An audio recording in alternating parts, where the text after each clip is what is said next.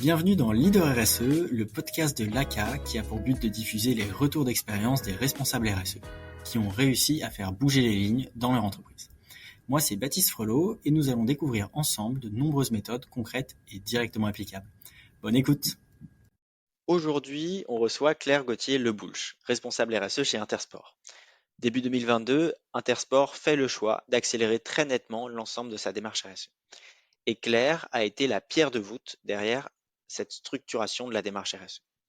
Le but de l'échange du jour, c'est donc de comprendre concrètement comment Intersport a structuré l'ensemble de sa démarche RSE. Quelles étapes, quels objectifs, quelles réussites, mais aussi quels enjeux à venir. Alors bonjour Claire, avant de se lancer pleinement dans toutes les questions peut-être, est-ce que tu peux te présenter, nous raconter ton parcours et nous expliquer ce que tu fais aujourd'hui? Bonjour Baptiste, merci beaucoup pour l'accueil et me donner la possibilité de répondre à ces questions-là et de témoigner un peu sur ce sujet. Je m'appelle Claire Gauthier-Leboulch, je suis responsable RSE pour la coopérative Intersport et ça fait un petit peu plus de 6 ans maintenant que je suis dans cette entreprise. J'ai commencé sur un poste totalement différent que la RSE, j'ai commencé aux achats. Où je développais des produits et j'achetais des produits pour remplir les magasins. Et j'ai un petit peu évolué au sein des achats avant de prendre un poste de responsable RSE en mars 2022. Ok, très clair. Donc tu commences dans l'entreprise il y a 6 ans sur un poste complètement différent et tu prends ton poste de responsable RSE en mars 2022. Et il me semble que tu es la toute première sur le sujet. Alors est-ce que tu peux nous expliquer les raisons de cette création de poste et nous dire les premiers chantiers sur lesquels tu t'es attelé? Alors en fait, la RSE chez Intersport, ça a commencé à se voir en 2020, en septembre 2020, juste après la période Covid. Avec une volonté de nos adhérents associés, du coup, vu qu'on est aujourd'hui une coopérative, on est un groupe d'indépendants, tout simplement. Et la RSE, elle vit sur le terrain depuis maintenant presque 100 ans, vu qu'on existe depuis... on va fêter nos 100 ans en 2024, donc ça arrive bientôt. Mais étant des indépendants et des adhérents associés partout sur le territoire, on n'avait pas de coordination sur les sujets RSE. Et elle est décidée en mars 2020 de créer un mouvement qui s'appelait le Mouvement Engagé Sport, qui est pour vocation de venir mettre en lumière toutes les actions qui étaient déjà faites sur le terrain et qui étaient en phase avec notre culture d'entreprise et notre ADN. Donc ça a vécu pendant à peu près 1 an et demi.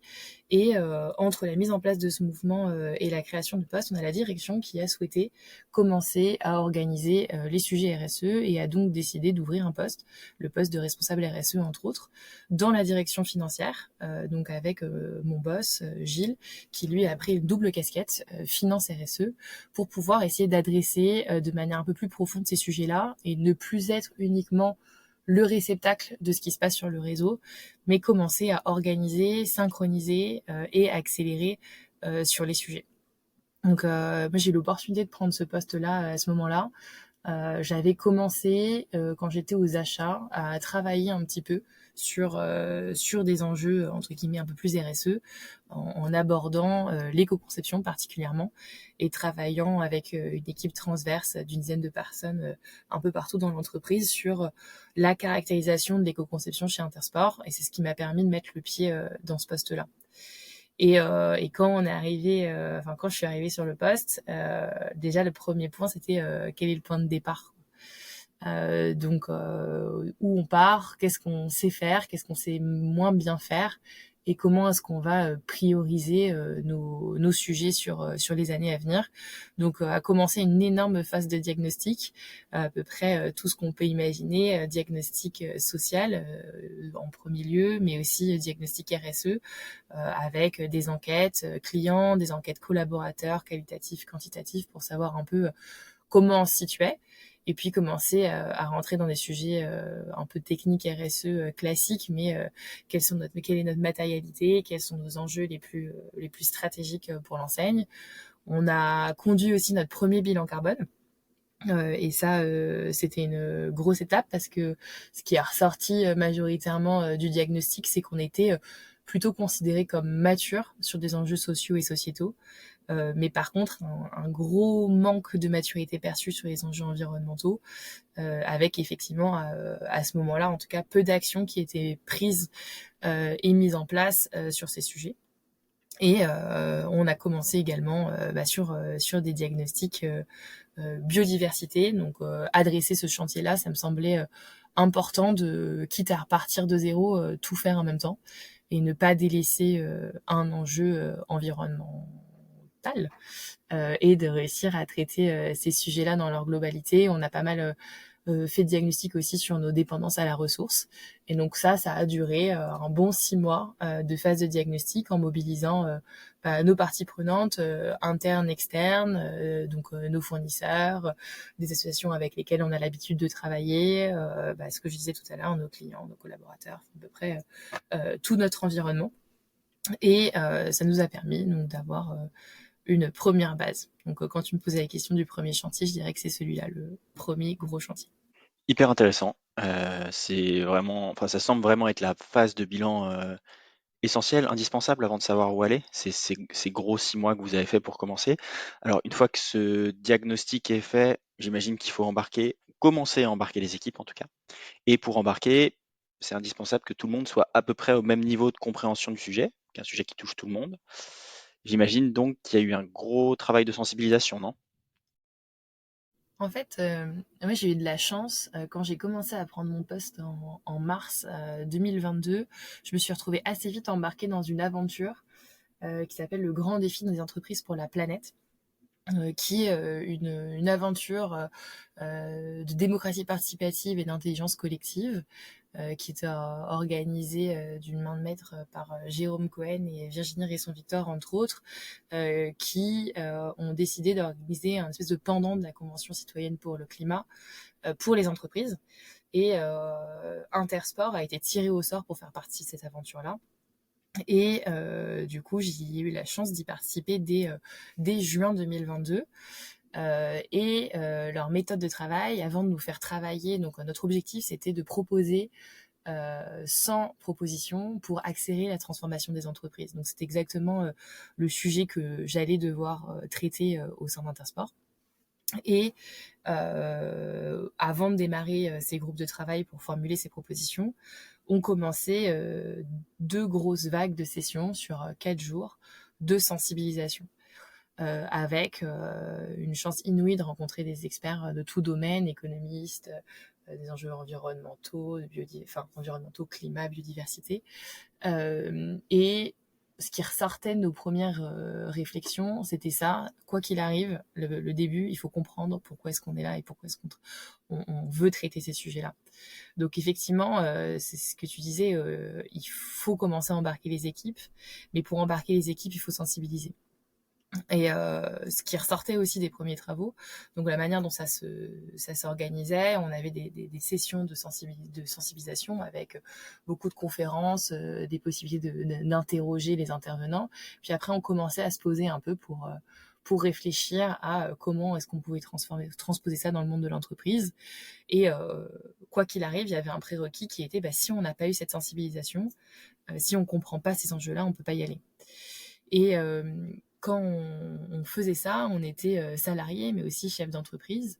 Et l'accent a beaucoup été mis sur le fait que si on a une direction aujourd'hui qui n'est pas sensibilisée, en tout cas qui n'a pas compris les enjeux intrinsèquement, ça va être très compliqué d'entamer une transformation pour l'entreprise. Et donc de mettre en place une démarche RSE qui soit vraiment intrinsèque à la stratégie de l'entreprise et pas qui ne vive pas juste à côté de cette stratégie-là. Donc la premier gros travail qui a été fait, c'est sensibiliser la direction. Donc on a fait le diagnostic, on finit le diagnostic en fin d'été et on se dit très vite, on profite de cette fin d'été pour sensibiliser la direction. Et donc au départ, surtout le directeur général et notre ancienne directrice générale qui avait impulsé le mouvement au sein de l'entreprise. Et on va passer du temps à construire avec un intervenant externe qui s'appelle François Schell, une sensibilisation qui est collée à l'entreprise. C'est aussi quelque chose qui m'est semblé important suite au travail qu'on a pu mener dans le Grand Défi, qui était sensibiliser, oui, mais sensibiliser avec des impacts réels tout de suite compréhensibles pour nos dirigeants. Et donc, on a monté une sensibilisation d'1 heure et demie pour venir expliquer un petit peu tous ces enjeux environnementaux sur lesquels on était moins mature. Du coup, le climat, la biodiversité, l'épuisement des ressources, et venir systématiquement faire un lien entre ces enjeux-là et l'impact que ça a sur l'entreprise, les enjeux que ça soulève et les nécessités que ça impose. Donc ça, on l'a fait d'abord avec ces 2 directeurs-là. Et puis, s'en est suivi, suite à ces discussions, une volonté de la direction d'engager plus de monde. Parce que quand le travail de sensibilisation commence à faire son chemin, ils se sentent très vite seuls. Et donc, la décision a été d'élargir cette sensibilisation très vite à l'ensemble du comité de direction, puis du conseil d'administration et du comité stratégique. Et dans la foulée, sur la fin d'année, donc dernière, de sensibiliser les équipes à la centrale d'achat qui peut s'apparenter à un siège pour Intersport, pour l'ensemble des collaborateurs. Le but, c'était vraiment d'avoir un niveau de compréhension commun sur le sujet et de nous poser les bases pour pouvoir commencer à construire et mettre en place une transformation RSE de manière un peu plus sereine, sachant que quand on fait ce genre de sensibilisation, on a une résistance au changement qui est forcément présente. Enfin, quoi qu'il arrive, les enjeux environnementaux soulèvent une résistance au changement. Et ce qu'on a souhaité faire, c'est commencer à évaluer un peu comment les personnes sensibilisées se situaient sur cette courbe du changement et venir interroger en amont et après les sensibilisations leur niveau de compréhension de ces enjeux, comment ils se sentaient, ce qu'ils ressentaient. Donc on a fait un gros travail là-dessus pour essayer de situer un peu comment se positionner nos collaborateurs sur ce sujet de sensibilisation. Et ce qui était plutôt intéressant, c'est qu'on a ressorti de ça des équipes, pour la majorité, sensibles à ces sujets, pas tous encore dans l'action, avec encore un besoin de processer ce qui avait pu être présenté, donc un besoin d'accompagnement sur de la formation et de la sensibilisation qu'il faut qu'on ancre dans le temps, mais une base de travail et des collaborateurs sans grosse résistance au changement en tout cas. C'est génial. Quand tu dis tout ça, ça a l'air super fluide, super simple, facile à faire. Et pourtant, j'imagine bien que ça a été un gros, gros travail derrière. Alors, si on passe aux étapes d'après, le diagnostic est fait. Les équipes ont été pour partie ou en grande partie sensibilisées. Mais alors maintenant, le champ des possibles est extrêmement large. Alors, comment tu priorises? Quelle roadmap tu définis? Quel chantier prioritaire tu adresses? Et pourquoi? Alors, je t'avoue que moi, je l'ai fait de manière assez classique. Je me suis appuyée beaucoup sur les travaux qu'on a pu faire du coup au sein du Grand Défi encore, mais qui était de dire je vais pas réinventer la roue. Je suis pas la première à prendre ce poste-là. Je suis pas la première à vouloir impulser une transformation dans l'entreprise. Donc, prenons ce qui fonctionne et avançons comme ça. Nous, ce qui ressortait beaucoup, c'était sensibiliser. Ça, c'est sûr et certain. Sensibiliser la gouvernance, puis sensibiliser les équipes. 2, ça va être structuré. Déjà structurer la démarche avant de structurer les actions qu'on va mettre en place et structurer notre démarche. Comment est-ce que notre démarche vit au sein de l'entreprise? Pour ça, fallait se poser sur comment est-ce qu'on construit une équipe ou pas, comment est-ce qu'on interagit avec les différentes filiales, les différents sites, avec les magasins, parce que pour l'instant, quand je te disais plutôt, on a sensibilisé du coup la centrale d'achat, on n'a pas encore sensibilisé les collaborateurs. Et ça, c'est que les collaborateurs dans le réseau, donc dans les magasins. Et ça, c'est vraiment un sujet qu'il fallait adresser. Mais pour faire tout ça, pour moi, il y a un autre basique, c'est il va falloir commencer à mesurer et compter, et donc commencer à structurer en mettant en place des outils, puis ensuite derrière des indicateurs et des objectifs. Ça a mis un peu plus de temps à se mettre en place, mais la première étape, c'était il faut qu'on commence à réfléchir aux outils qu'on veut installer pour mesurer l'extra financier. Nous, on est dans une entreprise où on a une culture de l'ancrage local qui est très forte, donc avec nos adhérents indépendants en magasin, sur le terrain. Ils ont un gros ancrage social. Pour autant, ils ont une culture qui est plutôt financière, avec à date de l'objectivation sur des indicateurs majoritairement financiers. Le premier gros chantier, ça a été de se dire, OK, comment est-ce qu'on va commencer à piloter de l'extra-financier? Comment est-ce qu'on va venir penser pas uniquement du CA, mais des enjeux de part de produits éco-conçus? Comment est-ce qu'on va réfléchir à la part de produits de seconde main, la part de services, ce genre de choses, par exemple.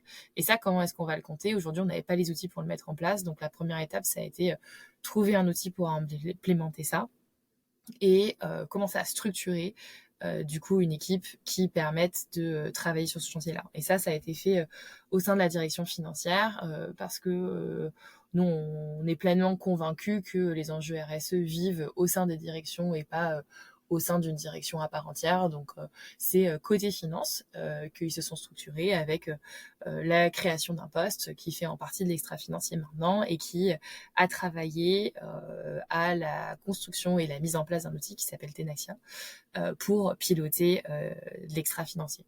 Donc ça a été un des chantiers, et c'est un des chantiers qui est encore en cours parce que mettre en place un nouvel outil de reporting extra-financier, ça prend du temps. Pour nous, on considère qu'on arriverait à faire un déploiement efficient au bout de 2-3 ans. Donc, il fallait adresser le chantier assez vite si on voulait être efficace. En parlant d'outils, le deuxième, c'est l'ACA, que tu connais bien, qui est de dire comment est-ce qu'on embarque du coup les collaborateurs du réseau. Et ça, pour nous, il nous fallait un outil pour pouvoir faire ça. Et du coup, on a adressé assez vite ce chantier-là, pareil, fin d'année 2022, pour pouvoir entamer les discussions avec vous et mettre en place un outil de remontée de bonnes pratiques qui permettait à tous d'échanger de manière plus fluide, place des actions. Et si on parle de structuration, ce que je pourrais ajouter aussi, c'est la nécessité de travailler sur les 3 temporalités, si je peux le dire comme ça. Qui est qu'on se rend très vite compte quand on sensibilise et on fait les diagnostics que la transformation, elle va être longue et qu'il va falloir qu'elle s'ancre sur le temps long. Pour autant, la manière dont la roadmap a été construite, on l'a fait sur les 3 temporalités, le court, le moyen et le long terme, en disant que si on n'adressait qu'une de ces 3 temporalités, on allait avoir des soucis de compréhension et d'embarquement des équipes. Et donc, du coup, on a eu aussi, en chantier prioritaire, mettre en place des petites actions qui peuvent avoir peu d'impact si on considère à l'échelle du groupe dans sa globalité, mais qui, en termes d'embarquement des collaborateurs, sont importants. Par exemple, en fin 2022, les collaborateurs de la centrale d'achat ont participé sur la base du volontariat, mais c'était beaucoup à y participer, et aussi certains collaborateurs des filiales, à un challenge qui s'appelle Ma Petite Planète, qui est un challenge d'embarquement des collaborateurs sur des petits éco-gestes du quotidien, et qui est venu aussi alimenter cette sensibilisation. Et le deuxième chantier sur ce point-là était de construire un calendrier événementiel, vraiment, où on vient animer de manière régulière les collaborateurs sur des enjeux RSE. Et ça, ce calendrier, il a été construit pour être partagé à l'entièreté de notre réseau, et donc aux magasins et aux collaborateurs sur le terrain, pour pouvoir commencer à faire vivre de manière régulière ces sujets. Le moyen terme, c'est comment est-ce qu'on atténue notre modèle. Donc, on a fait tous ces diagnostics-là, on a maintenant un bon état des lieux de où est-ce qu'on en est, on a des enjeux qui sont largement détachés, donc c'est assez facile. Ils sont d'ailleurs tous publics. On a des enjeux RSE identifiés, donc on peut prioriser nos chantiers prioritaires. Un de nos premiers leviers, c'est du coup atténuer notre modèle et réfléchir à une manière de plus concevoir, mais plutôt éco-concevoir, travailler les emballages, mais en les réduisant au maximum, etc. Donc ça, ce sont les chantiers entre guillemets moyen terme. Et puis après, commencer à réfléchir aux chantiers plutôt long terme, qui est comment est-ce qu'on imagine les business models de demain. Et pour moi, c'est vraiment primordial que tous ces éléments soient faits de concert et qu'on arrive à avancer autant sur des enjeux courts, moyens et long terme, sur un même timing. Et donc, la roadmap, elle a beaucoup été définie comme ça.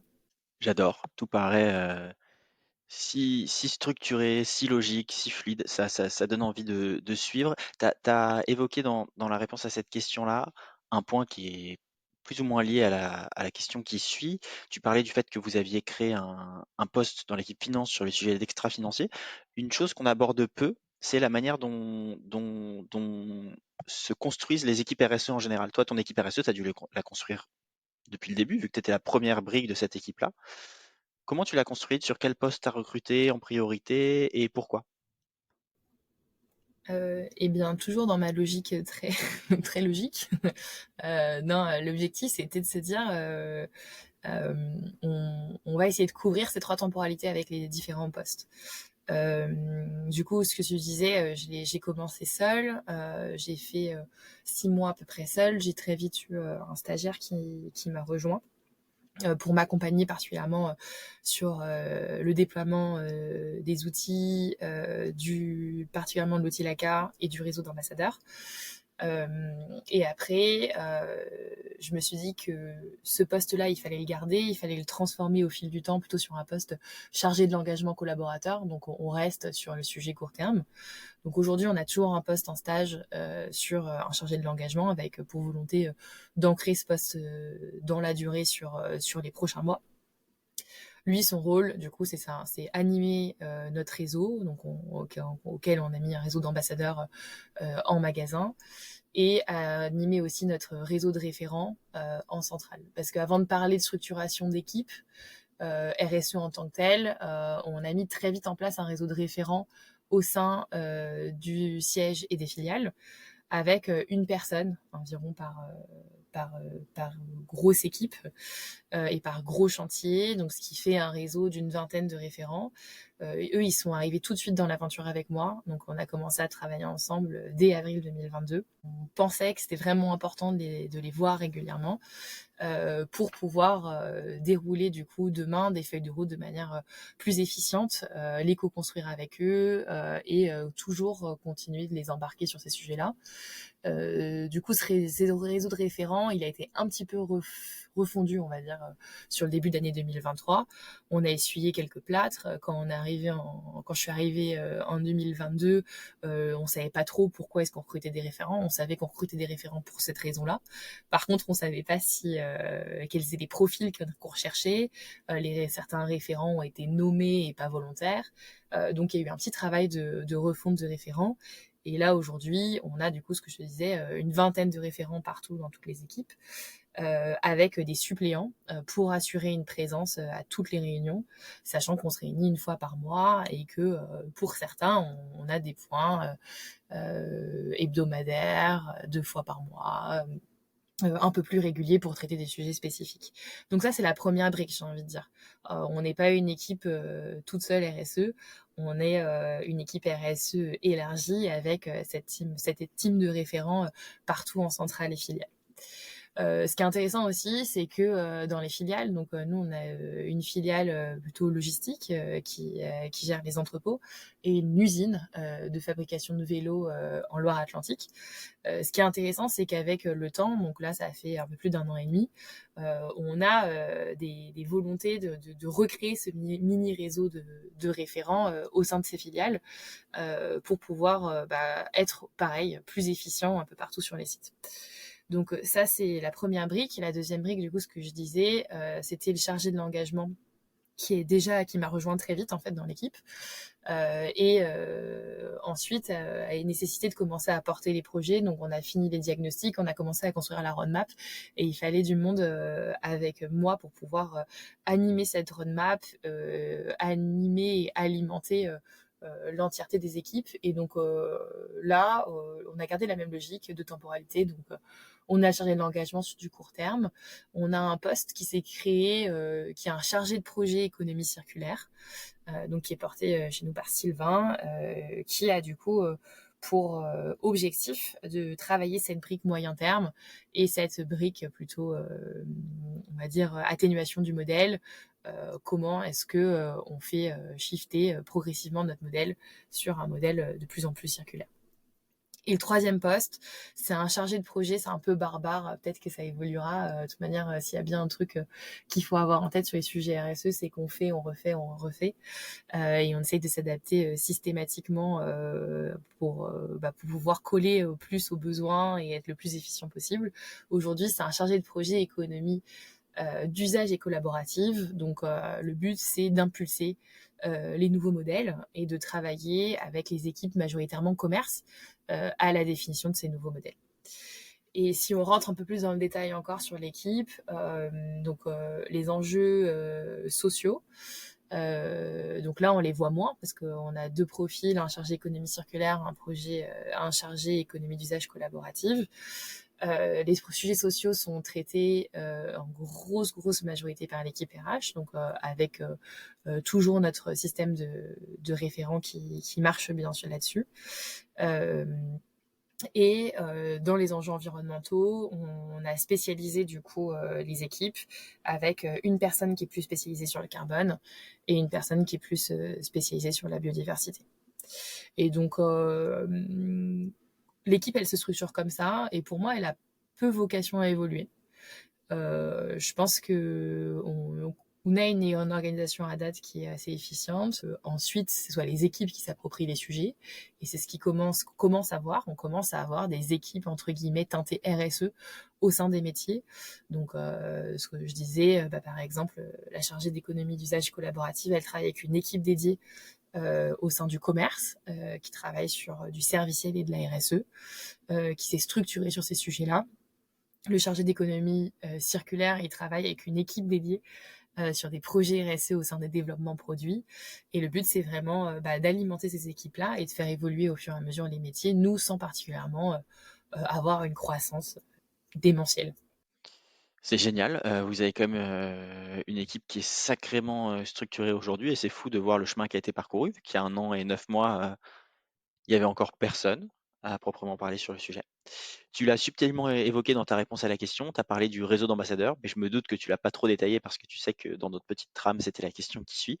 Alors, la transition est toute faite, je te remercie. On en parlait quand on préparait le podcast. Un des éléments qui fait la force de la démarche RSE aujourd'hui d'Intersport, c'est votre réseau d'ambassadeurs en magasin, en local. Ce qui peut être hyper intéressant, c'est de savoir comment il s'est construit, où il en est aujourd'hui et quels sont les gros axes de travail que vous avez pour les prochains mois. Alors, effectivement, une des clés de voûte, c'est le réseau d'ambassadeurs. Donc, j'ai détaillé le réseau référent en centrale et filiale. Et le gros enjeu, du coup, c'est comment on mobilise les magasins, les points de vente, et comment est-ce qu'on les embarque avec nous dans cette belle aventure de transformation RSE. La vraie question, c'était qui est notre ambassadeur déjà? Qui sont ces ambassadeurs? Comment est-ce qu'on les identifie en magasin? Nous, notre parti pris, ça a été de travailler directement avec les adhérents associés, de les mobiliser via des visios explicatives pour venir leur présenter un profil type ambassadeur qui s'est construit à force d'appels, d'échanges avec certaines personnes de notre réseau. Parce que ce que je disais en introduction, c'est que la RSE, elle n'est pas nouvelle chez Intersport. On a des magasins ou des groupes de magasins qui sont plus avancés que d'autres sur ces sujets-là. Et donc, on commençait déjà à avoir quelques retours d'expérience. Et la manière dont ça s'est fait, c'est que ça s'est co-construit avec la mise en place de l'outil LACA. En fait, on a fait un appel à volontaires. Appel à volontaires qui s'est majoritairement centré sur des adhérents qui font déjà partie du comité RSE. Donc, on a aussi des instances du coup de gouvernance dédiées. Et donc, on a fait un appel à volontaires au sein des adhérents de ce comité RSE Engagé Sport, qui ont nommé du coup de même des ambassadeurs pour pouvoir tester cet outil LACA. En faisant ce test, ça nous a aussi permis d'identifier du coup les profils qui fonctionnaient, ou en tout cas les organisations qui semblaient fonctionner en termes d'ambassadeurs. Donc, on a eu beaucoup d'échanges avec eux.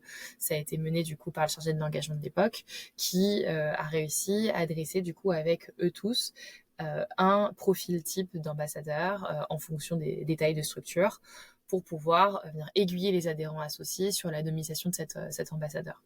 Cet ambassadeur, pour nous, ce qui est important, c'est que il faut qu'il soit volontaire, ça c'est un prérequis.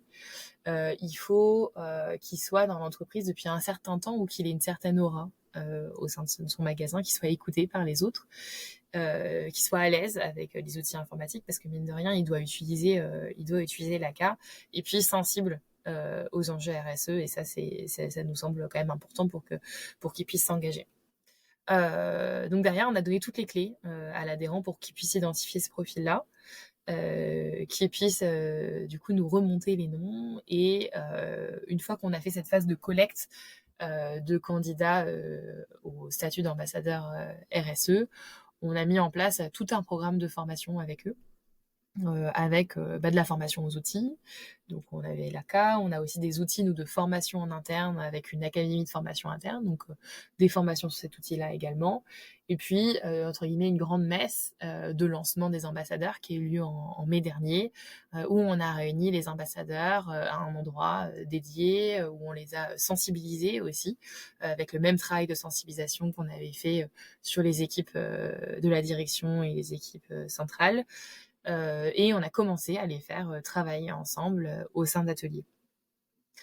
Ces ambassadeurs, on les voit régulièrement. On les voit tous les 2 mois au sein de visio de 2 heures, où on partage les avancées de chacun, on fait des retours d'expérience, des avancées sur les feuilles de route aussi, parce qu'ils attendent des choses de notre part.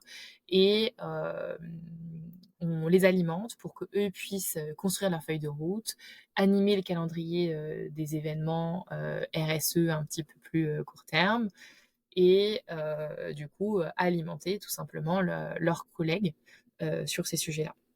Donc à date, on a fait une première vague de recrutement du coup qui s'est passée en mai. On a eu environ 70 ambassadeurs nommés qui représentent plus de 200 magasins dans le réseau. Et on vient de finir une deuxième vague, là, sur plus petite, une dizaine d'ambassadeurs, sur le début d'automne, qui représente pareil, une trentaine de magasins, si je dis pas de bêtises. On en a encore quelques-uns qui sont en finalisation de nomination. Et on a pour volonté de renouveler tous les 6 mois, du coup, les ouvertures à ces postes d'ambassadeurs, et systématiquement de les réintégrer par un process qui est le même que celui qu'on a pu conduire en mai, avec des vagues de formation et un événement tous les ans qui réunit tous ces ambassadeurs.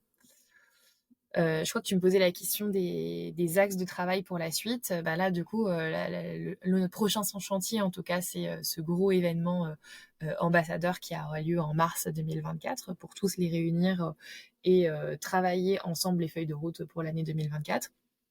On a un autre chantier, c'est inscrire l'engagement sur la durée. C'est le gros sujet quand même quand on parle d'engagement collaborateur et de mise en place d'action. La vague de mai a permis d'engager, a permis de mettre en place des actions assez court terme. Là maintenant, la question c'est comment est-ce qu'on fait durer ça dans le temps, et comment est-ce qu'on arrive à les alimenter suffisamment pour qu'ils trouvent tout le temps de l'intérêt et qu'ils arrivent toujours à animer avec autant d'intérêt leurs collègues.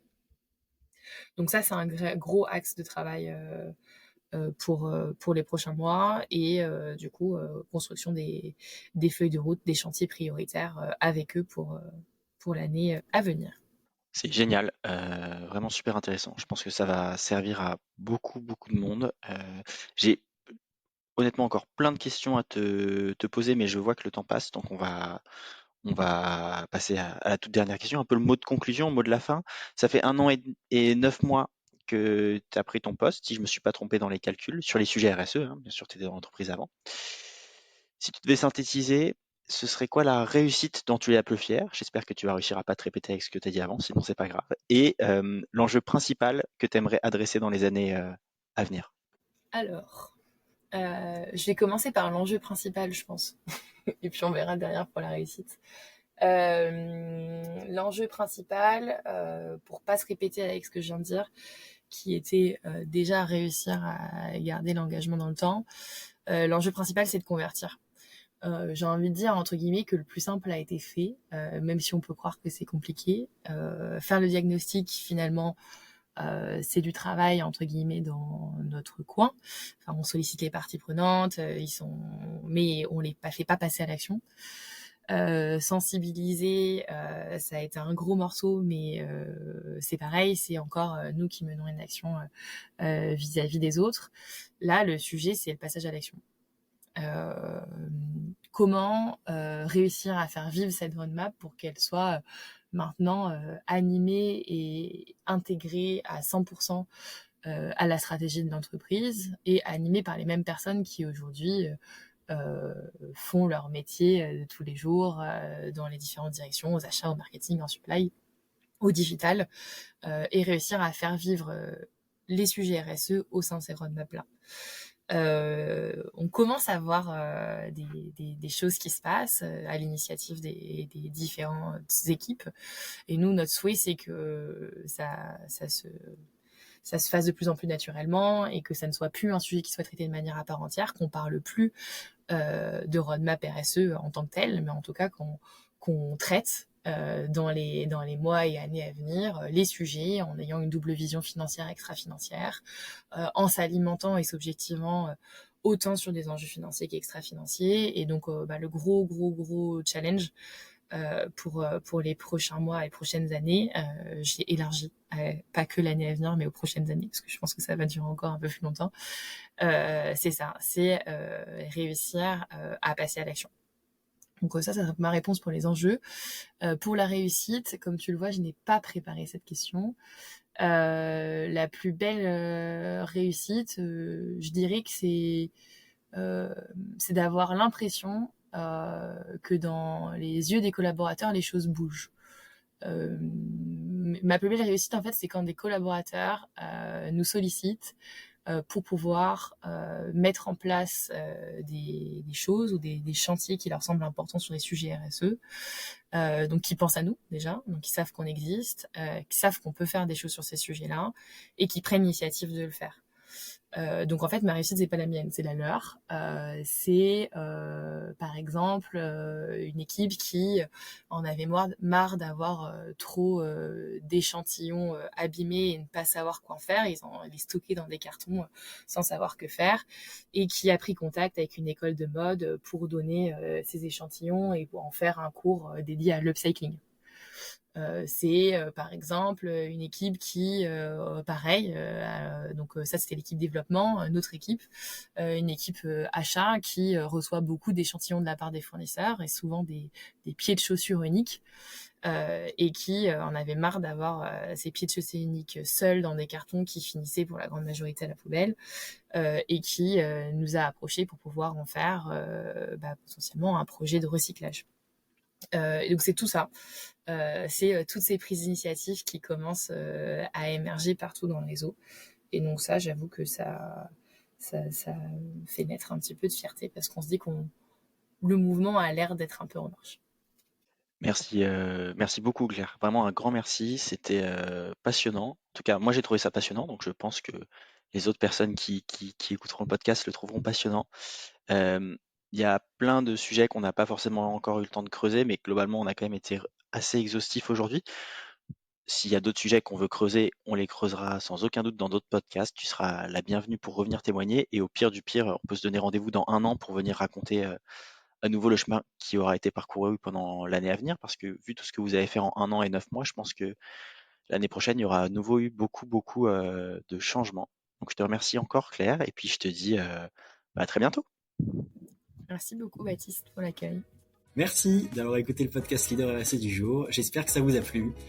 Pensez bien sûr à liker et à vous abonner pour ne pas rater les prochains épisodes. Ciao!